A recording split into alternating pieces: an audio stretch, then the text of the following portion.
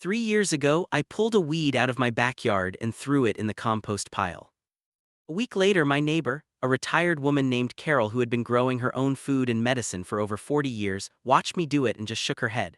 She walked over, reached into the compost, pulled that same weed out, held it up and said, "You just threw away the most powerful anti-inflammatory that grows in this climate. European monks used this to treat wounds for 800 years." I had been gardening for over a decade. I had spent hundreds of dollars on supplements from the pharmacy, and I had been pulling up free medicine with my own two hands and tossing it in the trash. That conversation changed everything for me. What Carol showed me that afternoon, and in the months that followed, is that most American yards are already growing a fully stocked natural pharmacy. Plants that healers from ancient Greece, rural Appalachia, and medieval Europe all relied on. Plants with documented antiviral, antibacterial, and anti-inflammatory properties. Plants that cost you nothing because they are already there. But here is what nobody tells you. The reason most people do not know this has nothing to do with the plants being rare or hard to find.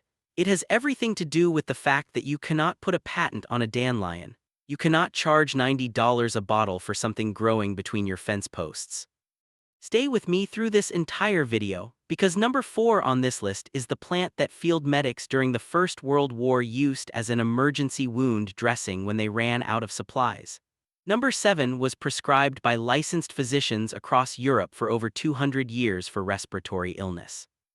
And if you make it to number 10, that one is so misunderstood that most people spray it with herbicide the same morning they drive to a pharmacy and pay $30 for a pill that does the exact same thing.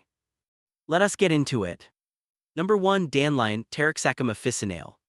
Most people call this a weed. Herbalists call it a complete medicine cabinet. Every part of the dandelion, the root, the leaf, the flower, has a documented use. The leaves are one of the most nutrient-dense greens you can eat, containing more beta-carotene than carrots, more calcium than milk by weight, and significant amounts of iron and potassium. But the medicinal use goes far deeper than nutrition. The root has been used as a liver tonic across traditional Chinese medicine, Native American herbalism, and European folk medicine for over 1,000 years. Modern researchers at the University of Windsor published a study in 2012 showing that dandelion root extract triggered programmed cell death in specific cancer cell lines without harming healthy cells. That study did not make the evening news. To use it, dry the roots, steep them in hot water for 15 minutes and drink it as a tea. The slightly bitter taste is the medicine working. That bitterness signals the liver to increase bile production, which aids digestion and detoxification. Think of dandelion root as the detox supplement that never needed a marketing budget. The average supplement store sells dandelion root capsules for $22 a bottle. It is growing in your yard right now for free. Number 2, plantain, Plantago major. Not the banana, the broad-leafed weed you have been stepping on your entire life. Plantain is one of the oldest documented wound herbs in the Western world. It is referenced in the medical writings of Dioscorides in the 1st century, in Anglo-Saxon herbals from the 9th century, and in the journals of American colonial settlers who learned its use from indigenous communities. It contains a compound called aucubin, which has demonstrated anti-inflammatory and liver protective properties in peer-reviewed research. It also contains allantoin, the same compound that pharmaceutical companies extract and put into wound-healing creams that sell for $12 to $18 a tube. To use it fresh, chew or crush a leaf and apply it directly to insect stings, minor cuts, or skin irritation. The relief is fast enough that most people are genuinely shocked the first time they try it. For internal use such as coughs, mild bronchitis, or digestive inflammation, steep the dried leaves as a tea for 10 minutes. Think of plantain as the wound cream and cough syrup that grows between every crack in every sidewalk in America. Number 3, chickweed, Stellaria media. This low-growing, sprawling plant shows up every spring before almost anything else. Most people rake it up within a week of seeing it. Chickweed has been used as a topical remedy for eczema, psoriasis, and general skin inflammation across European and Appalachian folk medicine for at least 300 years. It contains saponins, which are natural compounds with mild anti-inflammatory and antimicrobial properties, as well as vitamin C and calcium in measurable amounts. As a fresh poultice, it is one of the most effective plants for relieving the itch of dry or irritated skin. As an edible, the young shoots can be eaten raw in salads. It is mild, slightly grassy, and rich in nutrients that most people are currently getting from a supplement they pay for every month. The window to harvest chickweed is short. It grows in cool weather, sets seed quickly, and disappears before summer heat arrives. That is the plant's design: spring medicine for spring ailments. Think of chickweed as the anti-itch cream and spring tonic that shows up uninvited every March free of charge. Number 4. Yarrow, Achillea millefolium. This one earns its own legend. The Latin name says everything: Achillea for Achilles. Ancient Greek mythology holds that the hero Achilles used this plant to treat the bleeding wounds of his soldiers on the battlefield. Whether or not you believe the myth, the documented history is just as striking. During the First World War, field medics working in the trenches of the Western Front used yarrow, specifically the dried and powdered flower heads, as an emergency hemostatic agent when bandages ran out. It was not improvisation. It was knowledge passed down from military herbalists across centuries. Roman soldiers carried it. Civil War surgeons documented it. First World War medics used it. Yarrow contains a compound called achillotin, which has been shown in laboratory studies to accelerate blood coagulation, meaning it physically helps wounds stop bleeding faster. It is also antimicrobial, making it genuinely useful as a wound dressing, not just symbolically. Fresh yarrow leaves, crushed and pressed against a cut, will noticeably reduce bleeding within minutes. As a tea, yarrow has a long history of use for fevers. It promotes sweating, which traditional medicine across multiple cultures recognized as the body's mechanism for breaking a fever naturally. Look for yarrow in any slightly neglected corner of a yard or along a fence line. It grows in dense, flat-topped white or pale yellow clusters of tiny flowers on feathery-leaved stems. Once you see it once, you will never miss it again. Think of yarrow as the field medic that has been waiting on the edge of your lawn since the day you moved in. Number 5. Red clover, Trifolium pratense. Most people see the pink-purple flowers of red clover and just mow them down. Red clover contains isoflavones, which are plant compounds that weakly mimic estrogen in the human body. This is the reason it has been researched extensively in the context of menopause symptom relief. A 2007 review published in the journal Maturitas examined multiple clinical trials and found measurable reductions in hot flash frequency among women using red clover isoflavone preparations. Beyond hormonal support, red clover has a centuries-long history as a respiratory herb. Appalachian folk healers used it for dry, persistent coughs. The flowers can be dried and brewed as a mild, slightly sweet tea. The flowers are also edible. They can be added to salads, used as a garnish, or dried and stored. The entire plant is nitrogen-fixing, meaning it actively improves your soil while providing medicine. A standardized red clover isoflavone supplement retails for $30 to $45 per bottle. The source material is almost certainly growing in your lawn. Think of red clover as the women's health supplement and soil amendment that your lawn mower has been destroying every summer. Before we get into the second half of this list, and trust me, the ones coming up are significantly more powerful and significantly more suppressed, I want to stop for just a second. If this video is showing you something that your doctor, your pharmacist, and your grocery bill have never shown you, hit that like button right now. Not for the channel. Do it because there are people in your life, family members paying for prescriptions, neighbors spending money on supplements, people who are sick and tired of being dependent on a system that profits from their not knowing, who need to see this. That tells the algorithm to show it to them. And if you want the complete plant identification guide we put together with photographs, harvest windows, preparation methods, and dosage guidance for all 10 of these plants, the link is in the description. A lot of people are using it as a reference when they walk their property in the morning. Now, let us talk about the ones they really do not want you to know. Number 6. Elderberry, Sambucus nigra. Elderberry grows as a shrub or small tree at the edges of yards, along fence lines, and in disturbed soil. Most people consider it ornamental at best, a nuisance at worst. Here is what they are not telling you. Elderberry has been the subject of serious antiviral research for decades. A randomized, double-blind, placebo-controlled study published in the Journal of International Medical Research found that elderberry extract reduced the duration of influenza infection by an average of 4 days compared to a placebo.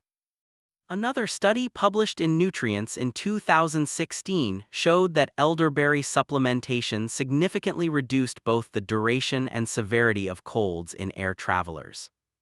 You will not see elderberries advertised on a pharmacy shelf next to the antivirals. You cannot patent a berry. You cannot charge $300 a course for something that self-propagates in your backyard every year. The fruit is used, always cooked or properly prepared, never raw in large amounts as a syrup, a tea, or a tincture. The preparation is simple. Simmer the ripe dark berries with water, honey, and spices like cinnamon and ginger for 45 minutes. Strain, cool, and bottle. A single shrub in late summer can produce enough raw material to supply your household through an entire cold and flu season. Think of elderberry as the antiviral drug that never needed a clinical trial because 4,000 years of human use already ran it. Number 7. Mullein, Verbascum thapsus. Mullein is the tall, dramatic plant with the giant velvety leaves that grows in waste areas, gravel driveways, and the edges of fields. It can reach 6 feet tall in its second year. Most people pull it when it appears. Those people are discarding one of the most effective respiratory herbs in the Western pharmacopoeia. European physicians prescribed mullein leaf preparations for pulmonary conditions, such as bronchitis, persistent cough, and lung congestion for over 200 years, from roughly the 1600s through the early 1900s. It fell out of mainstream use not because it stopped working, but because pharmaceutical bronchodilators became available and the economics of patentable medicine restructured what doctors were taught. Mullein contains saponins that thin mucus secretions, making them easier to expel, and mucilage compounds that soothe inflamed respiratory tissue. It is still used in licensed herbal medicine across Germany and Switzerland, where traditional plant medicine was never as aggressively displaced as it was in the United States. To use it, dry the large lower leaves, steep 1 to 2 teaspoons per cup of boiling water for 15 minutes, strain carefully through a fine cloth to remove the fine leaf hairs, and drink up to 3 cups per day during respiratory illness. The flower spikes, when they appear in the second year, can be infused in olive oil as an eardrop preparation used for centuries in cases of ear infection. Think of mullein as the pulmonologist that grows uninvited at the edge of your driveway. Number 8. St. John's wort, Hypericum perforatum. If you have ever seen small yellow flowers growing in disturbed roadsides or meadow edges in summer, you may have walked past this one without knowing what it was. St. John's wort has been used as a nervous system herb for over 2,000 years. The ancient Greeks documented it. Medieval European herbalists used it for what they called melancholy. In the 1990s, a wave of clinical research emerged, including a meta-analysis published in the British Medical Journal in 1996 covering 23 randomized trials and over 1,700 patients, concluding that St. John's wort extracts were significantly more effective than a placebo for mild to moderate depression, and had a more favorable side effect profile than standard antidepressants in the studies examined. That research was published. It was not suppressed. What was suppressed was the follow-up conversation, the one where a doctor looks at a patient paying for a monthly antidepressant prescription and says, "There is something that grows in a field that a significant body of evidence says might help you." That conversation does not happen because it does not generate a prescription. The flowers and upper leaves are harvested in midsummer when the flowers are fully open and prepared as an oil infusion, a tincture in alcohol, or a tea. The characteristic red color that appears when the flowers are crushed in oil is the hypericin, the primary active compound being released. Think of St. John's wort as the antidepressant that the British Medical Journal endorsed and the pharmaceutical industry quietly buried under marketing spend. Number 9. Lemon balm, Melissa officinalis. Lemon balm spreads aggressively. If you have it somewhere in your yard, you probably have it everywhere within 2 seasons. Most gardeners treat it as an invasive nuisance. Those gardeners are spending money on sleep aids. Lemon balm contains rosmarinic acid and a specific set of flavonoids that bind to GABA receptors in the brain, the same receptors that pharmaceutical anxiolytics and sleep aids target.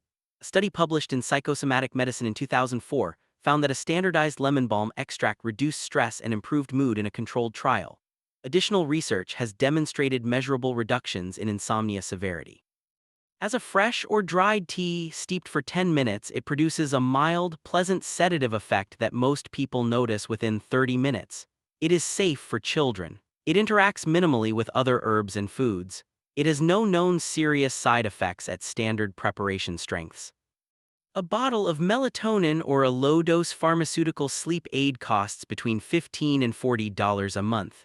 Lemon balm, once established, cannot be stopped. It will grow through cracks, around barriers, and under fences. The plant is essentially trying to give itself to you. Think of lemon balm as the anxiety supplement and sleep aid that your garden is growing whether you want it to or not. Number 10. Ground ivy, Glechoma heteracea. This is the one. Ground ivy is the low, mat-forming plant with small scalloped leaves and tiny purple flowers that carpets shaded parts of lawns across North America. It is one of the most aggressively sprayed weeds in the country. Lawn care companies specifically target it. Homeowners douse it with herbicide every spring. And then they drive to a pharmacy and buy a decongestant. Ground ivy has been used as a sinus and upper respiratory remedy continuously for over 1,000 years. It was so widely used in medieval England that it was called alehoof. It was added to beer before hops became standard, partly for its bittering properties, and partly because brewers and their families noticed it helped clear the head during cold season. It was brought to North America deliberately by European colonists who considered it a necessary household herb. It contains volatile oils, including borneol and limonene, with demonstrated antimicrobial and decongestant properties. Rosmarinic acid, the same anti-inflammatory compound found in lemon balm and rosemary, is present in high concentrations. A cup of fresh ground ivy tea, made from 6 to 8 fresh leaves steeped in boiling water for 10 minutes, produces a noticeable clearing effect in the sinuses within 20 to 30 minutes. The reason nobody tells you this is the same reason nobody tells you about any of the other 9 plants on this list. You cannot charge $40 for a box of ground ivy. You cannot manufacture scarcity for something that grows at a density of thousands of plants per square yard and spreads by seed, root, and stem simultaneously. The plant you are spraying with chemicals on a Saturday morning is the same plant that European colonists crossed an ocean to bring with them because they could not imagine managing a winter without it. Think of ground ivy as the decongestant that colonists considered so essential they packed it for a voyage to the New World, and that your lawn service charges you to destroy. So here is what we have covered today. 10 plants: dandelion, plantain, chickweed, yarrow, red clover, elderberry, mullein, St. John's wort, lemon balm, and ground ivy. All of them are documented. All of them are historically verified. All of them have measurable active compounds that modern research has confirmed do exactly what herbalists have claimed for centuries. And all of them are growing, right now, in neglected corners of ordinary yards across this country. The knowledge was never lost. It was buried under pharmaceutical marketing, under manicured lawn culture, under a medical system that was restructured over the course of the 20th century to route every health decision through a prescription pad. That restructuring was not an accident. That is a longer conversation for another video. What you can do right now: walk your property this week with fresh eyes. If you identify even 2 or 3 of these plants, you have the beginning of something real. A resource that does not expire, does not require a pharmacy trip, and cannot be recalled by a regulatory agency. If you want the full printed guide, featuring photographs for every plant, seasonal harvest windows, preparation methods, and sourcing information for the 2 plants on this list that may not be in your yard yet, the link is in the description. A lot of people keep it on their phone when they walk in the morning. Drop a comment right now and tell me, which one of these plants are you already growing without knowing it? I read every single one. And if you are not subscribed yet, this channel is not about gardening as a hobby. We are building a community of people who understand how to actually take care of themselves and their families. People who are tired of paying for things their grandparents got for free. Subscribe and come back Thursday. The next video is one you genuinely do not want to miss. The knowledge is still here, the plants are still here, they always were.